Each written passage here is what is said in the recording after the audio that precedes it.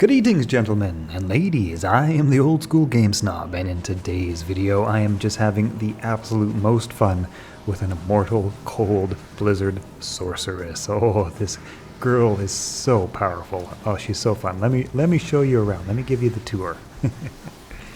Are you tired of pesky nuisances like taking damage? Or enemies that don't die immediately to your overwhelming elemental power? Do you find running for your life tiring when standing still is so much more relaxing?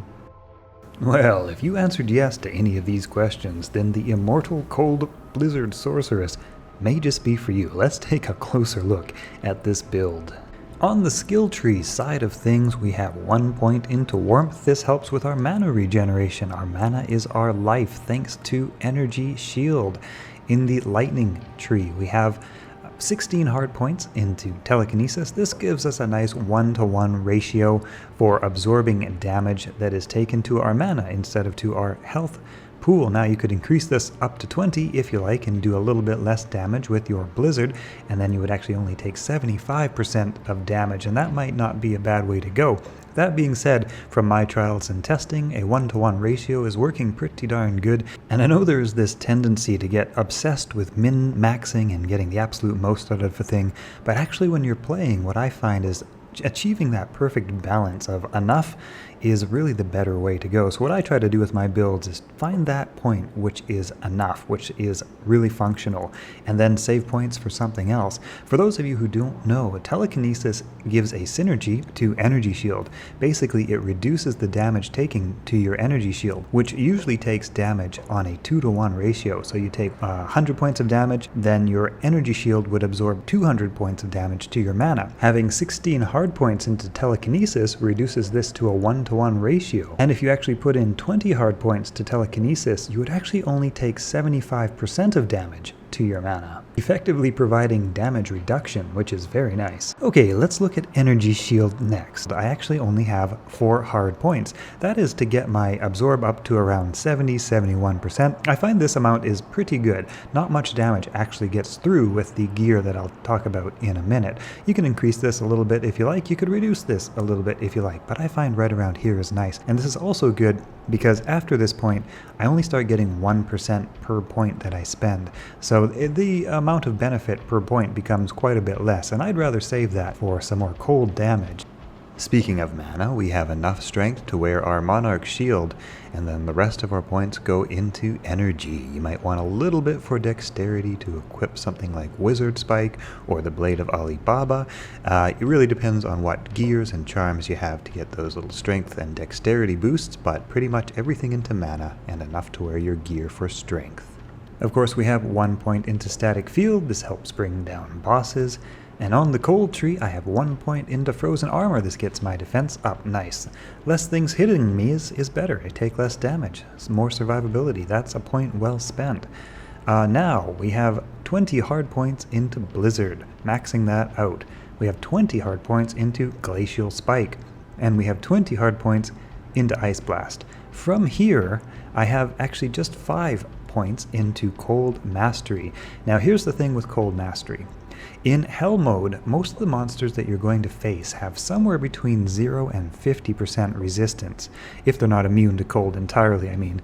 Now the best case scenario that you can achieve is giving an enemy minus 100 cold resistance. So if an enemy started with 0 cold resistance, then a minus 100 to enemy cold resistance would give them minus 100 resistance, effectively doubling the damage against them. If the enemy had 50 cold resistance, then your minus 100 would give them a minus 50 to cold resistance, which is not exactly maximum. But I have also decided that I'd like a little bit more Ice Bolt here because it also increases my Ice Blast, my Glacial Spike, and my Blizzard. And so I kind of figure a little bit later on I'll get some skiller charms and increase this Cold Mastery up a bit more, whereas only the hard points into Ice Bolt count for a synergy with Blizzard and Frostbolt and Ice Blast. So I kind of wanted to get more hard points into Ice Bolt and then rely on some skiller charms in the later game to get my Cold Mastery up to its maximum potential. Ultimately, this kind of comes down to the gear that you have, the charms that you have available, because minus 5 cold resistance actually does more damage to an enemy than plus 5 additional damage on your spells. I'm not going to get into the mathematical equation of this, but just trust me that it does. That being said, not all enemies will be able to go beyond that minus 100 resistance, so this becomes sort of circumstantial and situational. And so the balance is fine in between what works best, and it's sort of situational depending on the areas that you're, killing monsters in. So yeah, anyway, I just like the number 100 because, like I say, there's a lot of variables that go into this, and I sort of figure on some skill or charms later. Minus 100 sounds pretty good to me, and then I'll kind of work on getting my Ice Bolt up as this character goes up in levels. Right now, I've configured this character for around level 91 to get to this many points. I've left a few unavailable here because this hero editor test character is level 96, and so most people don't get up that high, so I kind of wanted to use a realistic level to give an idea of where this would get to. So let's take a look at her gear and some of her gear options. So I really like the Oculus for its 20 to all resistances, also nice energy and vitality. This helps to get all of her resistances up, and that means that any damage coming through her mana shield, because we don't have a maxed out mana shield, will be reduced a lot, unless it's physical damage, in which case we have an answer for that too. I have socketed my Harlequin Crest Shaco and my skin of the Viper Magi with soul runes. I keep saying Vampire Magi. I know, you guys keep commenting on that. The Viper Magi, it's just stuck in my brain. I don't know why. with also a soul rune here. And that gets me a nice little bit of damage reduction, 14 flat damage reduction against physical damage. I also have an optional weapon swap over here, which includes Gurk's Sanctuary, which is also socketed with a soul rune, which can get up to 23 flat damage reduction and 18 magic damage reduction. So if you want to take less physical damage, if you're getting hit by a lot of melee stuff, you can swap over to your Gurk's Sanctuary and just take less damage. The skin of the Vampire Magi is also good because it has a magic damage reduction as well. Somewhere I think between 10 and 13, I think. And again, that gives me right around 31 magic damage reduction, 37 damage reduction, or 14 and 13 also works pretty good for the most part, especially with our resistances being up so hot, so nice and high. And as you can see, I've actually just got 4 charms in my inventory here that actually give me a little extra resist just to get it up over those maximums, and the rest is coming from the gear itself. Also, I should point out, this is less magic fine, but Death's Fathom gives a plus 30 to cold skill damage. This is a very powerful weapon for a cold sorceress, a little bit harder to find, but very, very good. Now, if you haven't seen any of my previous videos, why is damage reduced and magic damage reduced so good? This is really good with Energy Shield because the actual amount of damage that is coming through to you is first absorbed by your mana. So say you take 100 points of damage to your mana, and your mana shield absorbs, in this case, 71% of that. So you only have 29 damage actually coming through. Now, of that 29 damage, if it's physical damage, that is reduced in our Gurk's Sanctuary case by 37, also known as 0 points of damage actually getting through. If it's elemental damage, that elemental damage is then applied to your resistances, and then your damage reduction is taken into account and applied to whatever damage is left after your resistances, also known as usually no damage at all. So that's why these flat little damage reductions that don't look like a lot are actually really, really good with Energy Shield. Okay, let's look at some of her other gear. Frostburn gauntlets are amazing for this character, and the reason for that is before Frostburn, 1300 mana. After Frostburn, 1700 mana. And remember, our mana is our health pool. And the more mana we have, the faster our mana regeneration happens. So the more mana you can stack up, the faster this just recharges naturally. And so a higher recharge rate means this is just staying up that much easier. Let me show you how this works really quickly. So here we have Max Roll, a nice little character planner that I talked about in a previous video. This character has 1420 mana at the moment, which gives her a mana regeneration rate of 26 mana recovered every 1 second. So now watch what happens when we toss on the Frostburn gauntlets, okay? So now her mana pool goes up to 1800 and her mana regeneration rate also increases. Now it's 34.4 mana per second. So without 26, with 34, that is a substantial increase in mana regeneration. Now you might also be wondering, does warmth increase her survivability? Well, yes, of course. A point of warmth increases her mana regeneration by about 2 points a second, so 4 points of warmth would be roughly equivalent to those Frostburn gauntlets, give or take. So I've actually got a build in mind which focuses on like the fire tree and an immortal sorceress just to take advantage of that warmth. If you wanted to drop a few more points into warmth, you could at the expense of some of your cold damage. I don't think you really need to, but if you wanted to increase your survivability a bit, you could certainly do that. Now, on the topic of mana regeneration and survivability, there's a couple of interesting options for your mercenary's equipment. Now, your mercenary, I really like the Reaper's Toll. He survives so well with the Reaper's Toll. This is even the non-ethereal version of that, and it works so well, especially that chance to cast Decrepify, which just slows everything down, and that huge lifesteal, and that combined with something like Andariel's Visage or Tal Rasha's Horadric Crest is really nice.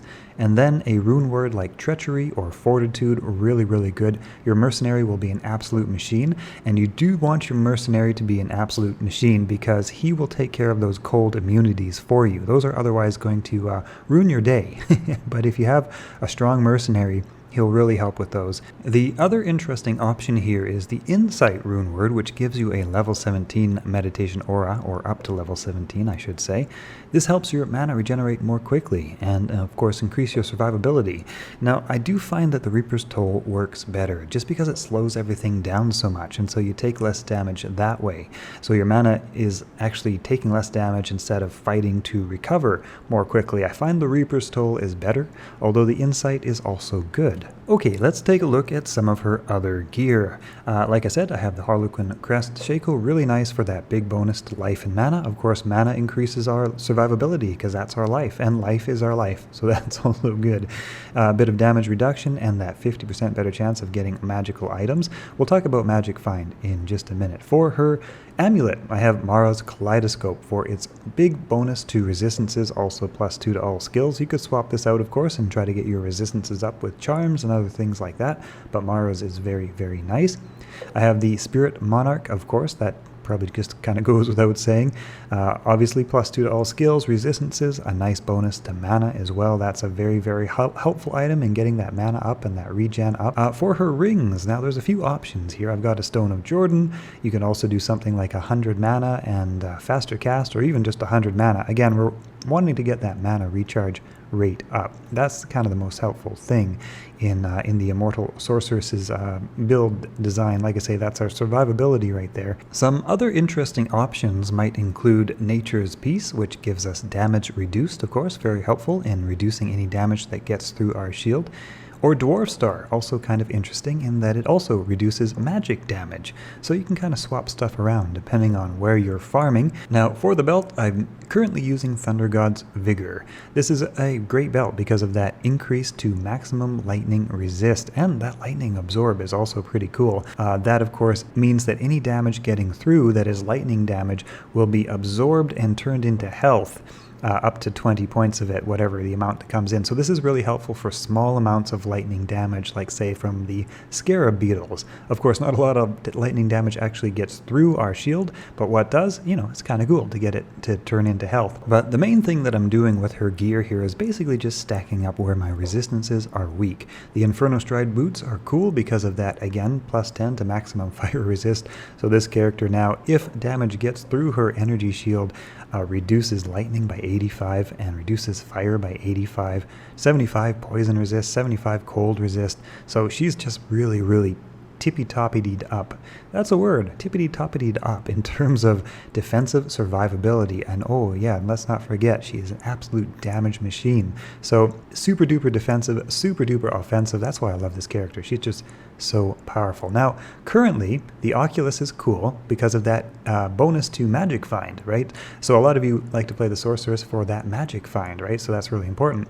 So a lot of this gear is actually quite optional. You could swap out some of your resistances and she'll still be very survivable. In fact, any damage coming into your energy shield doesn't even take into account your resistances. That's only damage that gets through your energy shield. So if you happen to have low resistances, that's okay. Your energy shield will very much protect you for the most part. This is just the kind of tip-topped up version of this character with their max survivability. But if you want to swap out for some additional gold fine gear, obviously something like gold wrap, chance guards. Chance guards might not be my first option because they would reduce the frost burn mana increase. So I would probably put something like gold wrap, maybe some nagel rings. And of course, you can swap over to the Blade of Alibaba for killing blows, and that will help out quite a bit. So right now this character has 246% better chance of finding magic items, which is pretty good, especially considering the diminishing return on magic find after about the 350% mark. You could of course swap out for War Travelers to get her magic find up even more into that 300% range. So you can take this character, all her toughness, all her offensive power, you can stack her with magic find gear and have just like this absolute monster of a magic find sorceress. Okay, on to the last and fun part of this video. How does she perform? So I won't show you the ancient tunnels. This character absolutely destroys ancient tunnels. I won't show you the mausoleum or some of the other level 85 areas. Instead, we'll look at somewhere harder. Chaos Sanctuary, on the other hand, is one of the more difficult level 85 areas, but not so much for the Immortal Cold Sorceress. Yeah, like I say, clear speed, survivability, a good mercenary to take care of any cold immunes, and yeah, she powers through it, no problem. There we go, Grand Vizier of Chaos. Oh, and a little charm. I'll grab that. Actually, hang on. I'm on a hero editor character, so that doesn't matter at all. So it's like just force of habit. Grab the loot. Anyway, yeah, all right. Okay, here we go. Nice. Oh, random teleports every now and then. Oh, here we go. If you don't like that random teleport, you could, of course, switch out for, I don't know, maybe a wizard spike or something like that. It can be a little bit distracting, especially if you're trying to get your spells lined up.